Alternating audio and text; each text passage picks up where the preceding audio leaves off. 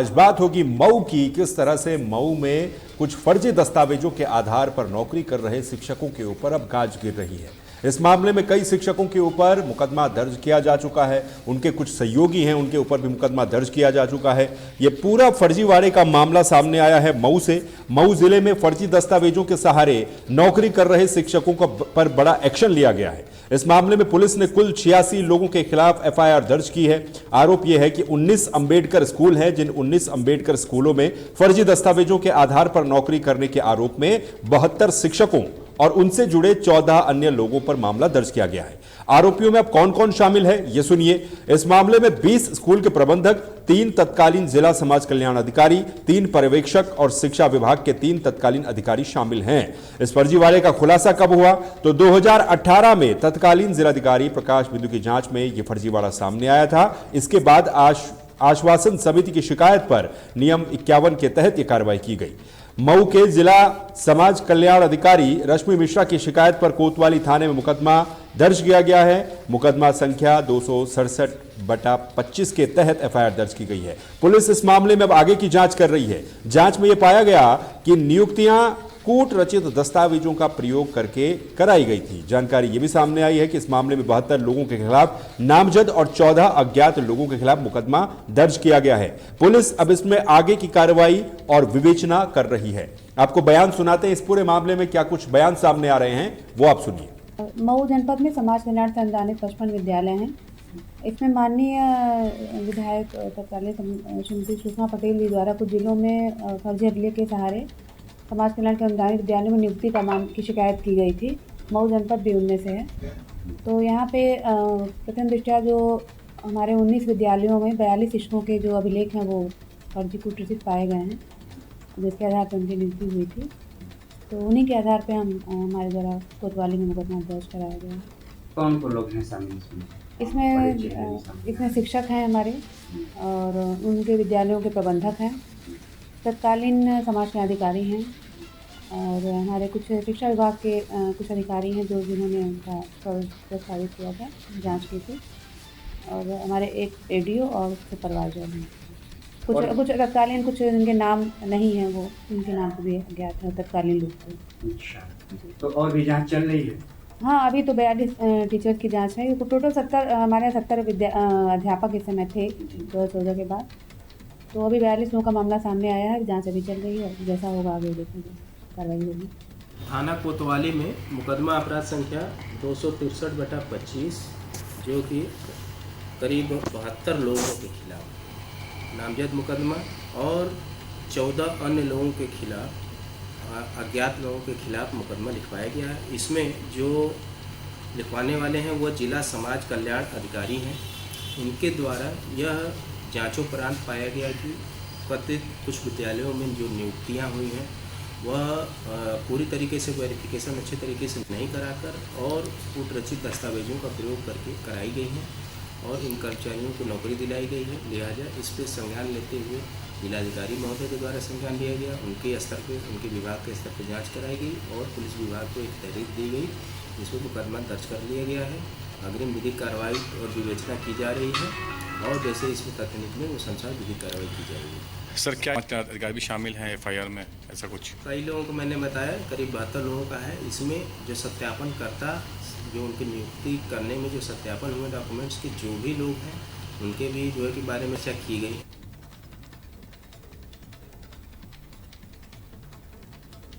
तो फर्जी दस्तावेजों के आधार पर नौकरी करने वाले शिक्षकों पर शिकंजा कसता जा रहा है। इस समय सीधे उमाकांत त्रिपाठी का रुख करेंगे। हमारे संवाददाता मऊ से लाइव जुड़ चुके हैं। उमाकांत, तो किस तरीके से ये पूरा मामला सामने आया, कैसे ये खुलासा हुआ और फिलहाल क्या क्या अपडेट आपके पास है इस पूरे फर्जीवाड़े को लेकर?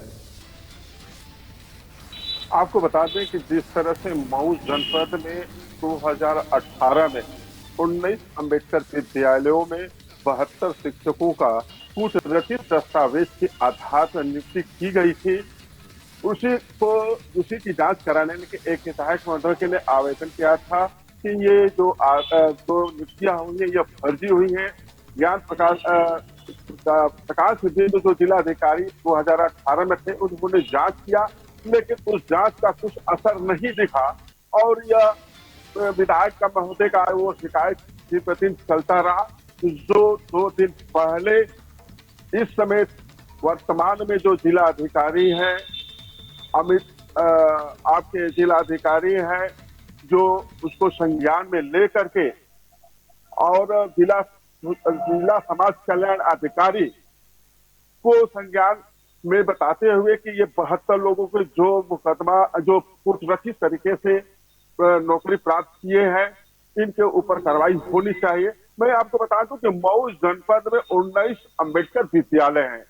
इन अंबेडकर विद्यालयों में 72 शिक्षकों का नियुक्ति किया गया था, जिसमें 20 स्कूल प्रबंधक है, 3 तत्कालीन समाज कल्याण अधिकारी हैं, 3 पर्यवेक्षक हैं जो इनके द्वारा इसकी जांच कर नियुक्त की जानी थी।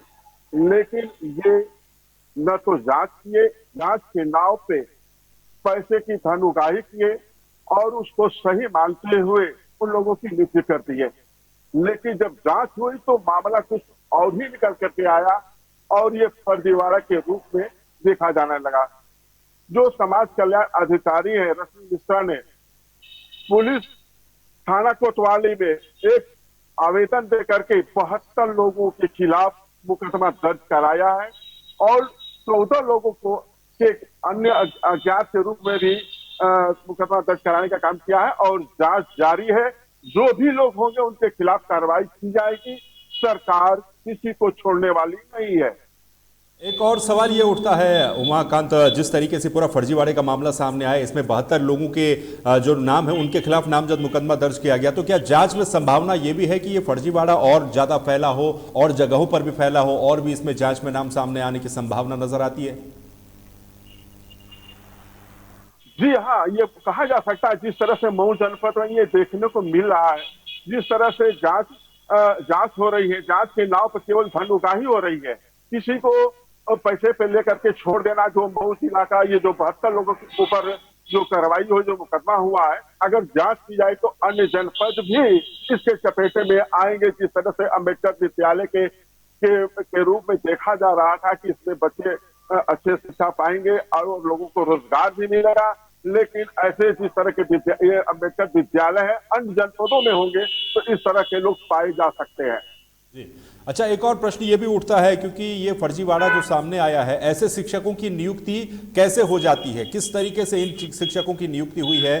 जब उस समय कोई जांच पड़ताल नहीं की जाती है, डॉक्यूमेंटेशन वेरिफिकेशन होता है, तो क्या जब इनकी नियुक्तियां हुई तो उसमें स्कूल प्रबंधन और पूरा इसको कहा जा सकता है कि गिरोह रहा होगा? नहीं तो जब डॉक्यूमेंट जांच होती तो तब ये लोग पकड़े जाते, तो किस तरह से ये नियुक्तियां हुई है, यही सबसे बड़ा सवाल है। हम आपको बता दें कि जिस तरह से उसमें विद्यालय हो, चाहे जांच कमेटी हो, चाहे नियुक्ति कमेटी हो, ये कहीं ना कहीं एक सरगना के रूप में काम कर रहे थे, ये एक टीम के रूप में काम कर रहे थे कि आप मुझे इतना तो मैं आपकी नियुक्ति करूंगा। ये एक गेम चला करके ये नियुक्ति की गई थी, जो आज खुलासा हो रहा है कि इसके खिलाफ मुकदमा दर्ज किया जा रहा है।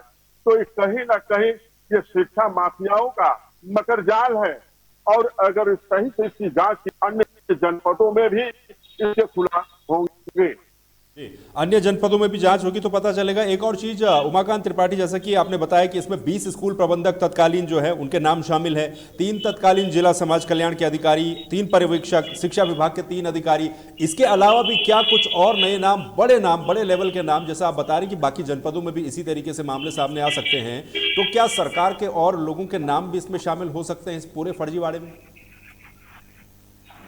इस फर्जीवाड़े में ऊपर से लेकर के नीचे तक ये भ्रष्टाचार फैला हुआ है। सरकार जहां जांच करती है वहां तो पकड़ पाती है, अन्य जनपद उड़ जाता है तो वो बचे हुए के रूप में बच जाते हैं और कहीं ना कहीं अपनी सेटिंग करके बचने का कोशिश करते हैं। अगर इस तरह का सरकार ध्यान देती तो ये फर्जीवाड़ा नहीं समझ में आता, लेकिन ये योगी सरकार है, योगी सरकार है, किसी को छोड़ेगी नहीं, जांच तो होनी है और जो भी लोग फर्जी दस्तावेज के आधार पे सर्विस कर रहे हैं तो उनके खिलाफ कानूनी कार्रवाई तो होगी होगी, लेकिन लोगों को सबक भी मिलेगा कि ऐसे करने पर क्या सजा मिलेगी, ये तो उत्तर प्रदेश सरकार ही बताएगी। बिल्कुल, ऐसा करने पे क्या सजा मिलेगी ये बात सामने आनी चाहिए। बहुत बहुत शुक्रिया फिलहाल उमाकांत त्रिपाठी इस पूरी जानकारी के लिए। तो मऊ में जो फर्जीवाड़ा हुआ है, 19 अंबेडकर स्कूलों में फर्जीवाड़े का खुलासा हुआ है, जिसमें 72 शिक्षकों के नाम शामिल हैं, 14 अन्य लोगों के खिलाफ भी मामला दर्ज किया गया है। अब देखना यह है कि और कितने बड़े बड़े नाम और कहां कहां तक इस जांच की आंच जाती है, कितने और ऐसे फर्जीवाड़े के मामले सामने आते हैं जहां पर फर्जी दस्तावेजों के आधार पर नौकरियां लोग पा जाते हैं, वो भी शिक्षा विभाग में। उस समय क्या इनका डॉक्यूमेंट जो हैं वो वेरीफाइड नहीं होते हैं? क्या उस समय जांच नहीं होती है? अगर होती है तो फिर कौन उनको बचाता है? किसकी शय पर ये फर्जी नियुक्तियां होती हैं? ये तमाम सवाल हैं जो अभी भी उठते हैं उत्तर प्रदेश में। इन सवालों का जवाब मिलना बहुत जरूरी है। तहलका युद्ध में फिलहाल के लिए बस इतना ही। बाकी खबरों के लिए आप बने रहिए तहलका डिजिटल के साथ। नमस्कार।